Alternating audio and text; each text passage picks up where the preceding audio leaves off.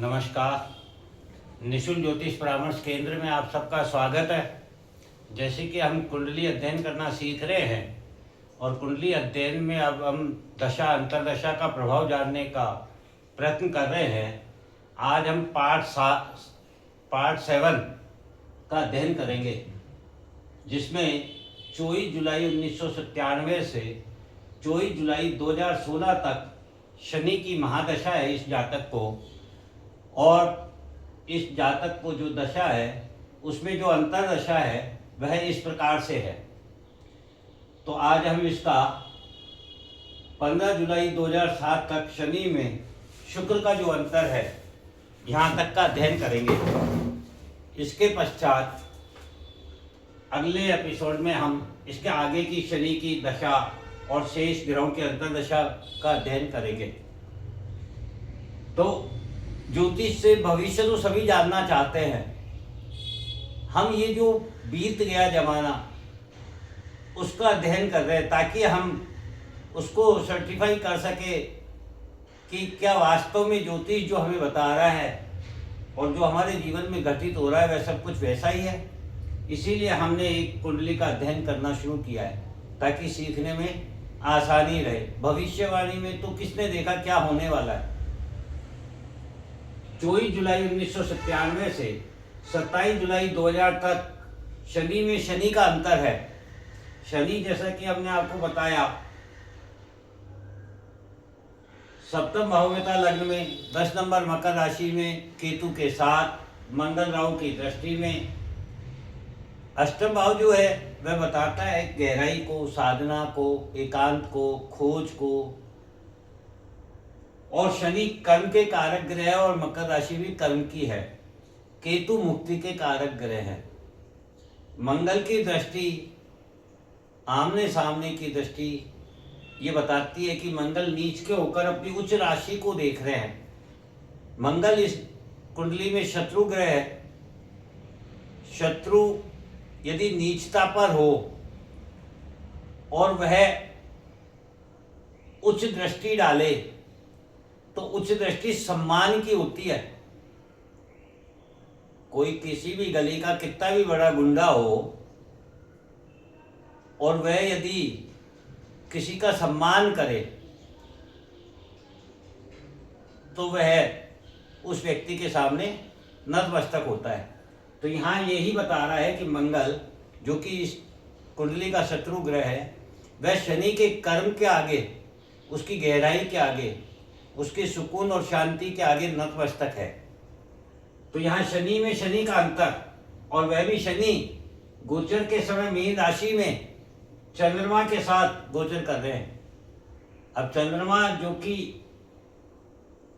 द्वितीय भाव का स्वामी है और लग्न में बैठा हुआ है, अर्थात द्वितीय भाव परिवार का है इस जातक का, और यह व्यक्ति अपने व्यक्तित्व में अपने परिवार को समाये हुए, अपने मन में, अपने भावनाओं में, अपने इमोशन में। जातक ने बताया यहां से धीरे धीरे नौकरी में बाधा, व्यापार में बाधा, सामाजिक संबंधों में बाधा, सम्मान में कमी शुरू हो गई। शनि लग्न कुंडली में अष्टम भाव में मकर राशि में केतु के साथ स्थित है।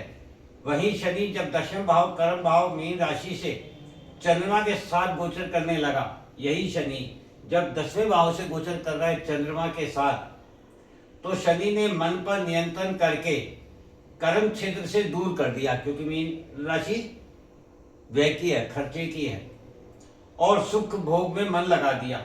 यहां से दृष्टि सप्तम भाव पर जाएगी। परिणाम स्वरूप शनि के कार्य क्षेत्र में वो गहराई नहीं रही। इसके काम में जो मन लगना चाहिए था, कार्यस्थल पर जो मन लग रहा चाहिए था, वह नहीं रहा। यही कारण हुआ कि बाधा उत्पन्न होने लगी। 27 जुलाई 2000 से 6 अप्रैल 2003 तक शनि में बुध का अंतर था। बुध जो इसके लगन के और सुख के स्वामी हैं, इस दशा के अंतर्गत शनि वृष राशि में गुरु और चंद्रमा के साथ वृष राशि द्वादश भाव में है। एवं बुध मिथुन राशि में, मिथुन राशि स्वयं बुध की है, लग्न में है, बुध स्वयं लग्न में बैठे राशि होकर के गोचर कर रहा था। जातक ने बताया इस समय व्यापार एवं स्थान में परिवर्तन हुआ, मेहनत बढ़ गई, पैसा डूब गया, सामाजिक संबंध छूट गए। ये सारा परिवर्तन शनि ग्रह के कारण हुआ, क्योंकि अष्टम भाव परिवर्तन लाता है। ये परिवर्तन का भाव है और ये व्यय का भाव है, परिवर्तन से व्यय करवा दिया। और द्वादश भाव पूर्व स्थिति को नष्ट कर नए निर्माण की शुरुआत करता है, अर्थात इसके जीवन में ये एक नया परिवर्तन था। इस आयु में 2000 से 2003 के मध्य जितना भी पुराना ढांचा था उसको शनि ने नष्ट किया और नए इसके निर्माण की शुरुआत की। यहाँ बुध लग्नेश होकर स्वयं की राशि से गोचर कर रहा है, अतः बुध ने परेशानी में समय एवं समाज को समझने की बुद्धि प्रदान की।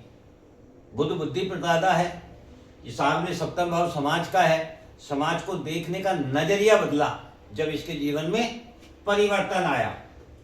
फिर 6 अप्रैल 2003 से 15 मई 2004 तक शनि में केतु का अंतर रहा। शनि केतु दोनों साथ में थे, अष्टम भाव में थे, और जब गोचर कर रहा था ये दशा के समय, तो शनि वृष राशि में राहु चंद्रमा के साथ एवं केतु वृश्चिक राशि में गोचर कर रहा था। आमने सामने थे शनि केतु, और शनि के साथ राहु और चंद्रमा भी थे। हमने जब कुंडली अध्ययन किया तब शनि केतु के बारे में जाना था कि शनि केतु शांत, स्थिर एवं गहराई के साथ कर्म करने पर ऋण, रोग, शत्रु ग्रह कौन सा है? मंगल ग्रह से मुक्ति देंगे।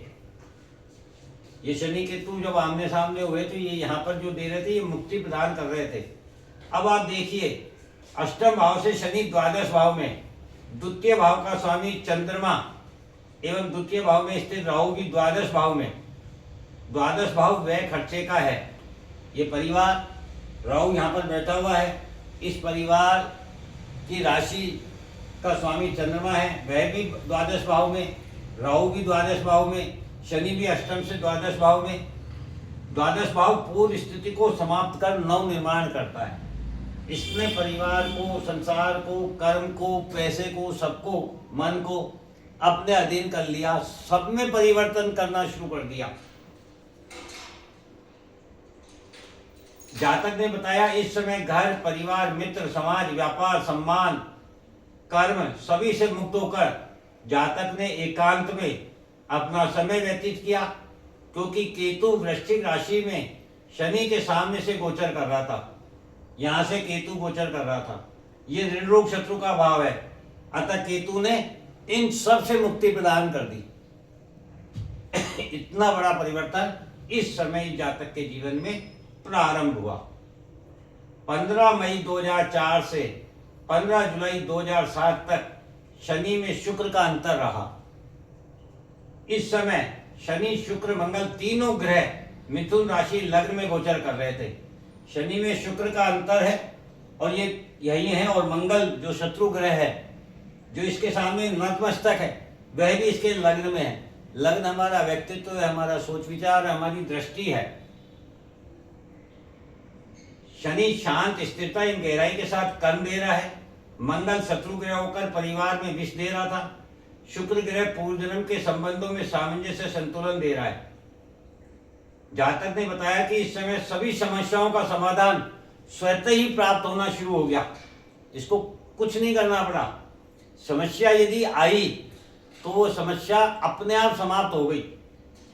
व्यक्तित्व, सोच, विचार, दृष्टि में शांति, स्थिरता एवं गहराई थी। ऐसे समय में रुका हुआ पैसा प्राप्त हुआ, जमीन का स्वामी बना। जीवन में पहली बार ये जातक अपने नाम से, चाहे स्कूटर हो, जमीन हो, साइकिल हो, व्यापार हो, ये सब खुद के नाम से करने लगा पहली बार जीवन में। यानी इसने आज तक अपने नाम से कुछ नहीं खरीदा था, हालांकि सब कुछ था, किंतु पहली बार स्वामित्व प्राप्त हुआ और संपूर्ण समय स्वयं के सुख भोग के साथ व्यतीत किया इस व्यक्ति ने। इस समय में संपूर्ण समय में स्वयं को जानने का अवसर प्राप्त हुआ, क्योंकि स्वयं से जुड़ा। पूर्व की संपूर्ण स्थिति बदल चुकी थी, शत्रु भी अब मित्र बनने लगे थे। ये इसके लग्न में गोचर करने का प्रभाव इसे प्राप्त हुआ। इस प्रकार से हमने 15 जुलाई 2007 तक का अध्ययन किया। अब शनि में सूर्य, शनि में चंद्र, शनि में मंगल, शनि में राहु और शनि में गुरु, ये 5 ग्रहों की अंतर्दशा शेष रही। ये हम अगले एपिसोड में इसका अध्ययन करेंगे।